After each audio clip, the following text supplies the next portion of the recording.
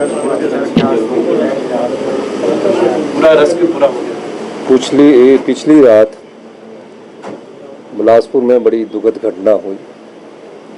तकरीबन 6 बजे के करीब 600 के करीब एक बस जो अपने रूट से जा रही थी, उसमें तकरीबन लगभग अनुमान के अनुसार 18 के करीब लोग सवार थे। मुझे जैसी प्रशासन के द्वारा सूचना मिली और माननीय मंत्री राजेश धर्मानी जी ने मुझे सूचित किया, उसके तुरंत हमारी सरकार ने कार्रवाई की। पोकलैन लगाई गई, जेसीबी लगाई गई, पूरी की पूरी बस मलबे में दब गई, लहासा गिरा और तकरीबन अभी तक जो लगभग मृत्यु का आंकड़ा है वो 16 के करीब हो चुका है। एक सुबह आज ही बॉडी मिली है। एक बेटी और एक बेटा बचे हैं और निश्चित रूप से जिस प्रकार की अत्यधिक बारिश पूरा दिन दर्ज की गई हमीरपुर बिलासपुर में, और पिछले 20 जून से जिस प्रकार का क्लाइमेट चेंज के बाद प्रदेश में फ़र्क पड़ा है और अभी अक्टूबर तक बारिश हो रही है, जिसके कारण मिट्टी गिल्ली होती है और मिट्टी गिल्ली होने के बाद पहाड़ में पानी रिस जाता है। 1-2 दिन धूप लगती है तो दबाव पड़ता है और उसके बाद फिर बारिश हो तो फिर उसके बाद लहासा गिरा है। बड़ी दुखद घटना है।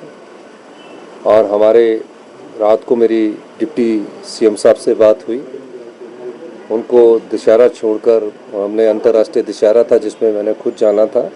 मैंने डिप्टी सीएम से बात की कि आप जाइए। वो रात को ही घटनास्थल पर पहुंचे। माननीय मंत्री जी राजेश धर्मानी जी दिल्ली में एक कन्वेंशन में गए हुए थे। उनका आज का कार्यक्रम था जिसका राज्य सरकार ने उनका जो ड्यूटी थी, जो IT की से संबंधित कन्वेंशन थे उसमें जा रहे थे, वो भी रात को वापस आए।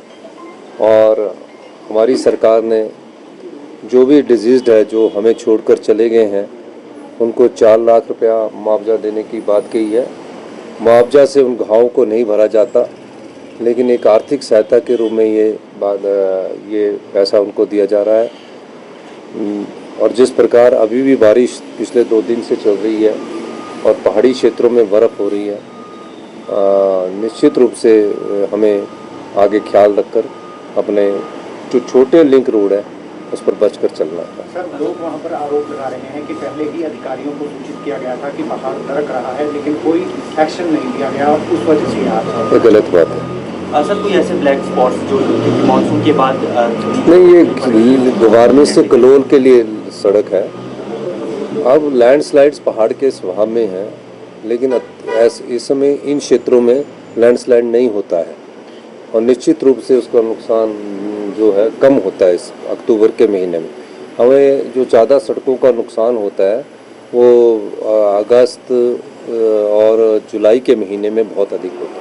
सर, एक आदेश मैदान में और फिक्र हमेशा मेरे साथ रहता है। भूषण ज्वेलर्स, अनमोल रिश्तों के लिए। आया ना मुंह में पानी आया ना।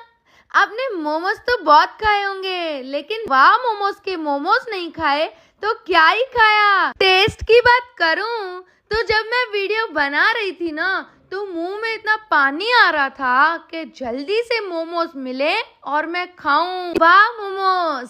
कालका शिमला हाईवे पर एक ऐसी जगह जहां का खाना और स्वीट्स दोनों ही आजकल काफी वायरल हो रहे हैं। नाम है विनायकम, जहां आपको full course meals, bake delights and 70 से भी ज्यादा स्वीट्स की वैरायटीज एक ही छत के नीचे मिलती है। हमने यहाँ ट्राई किया कढ़ाई पनीर और दाल मखनी।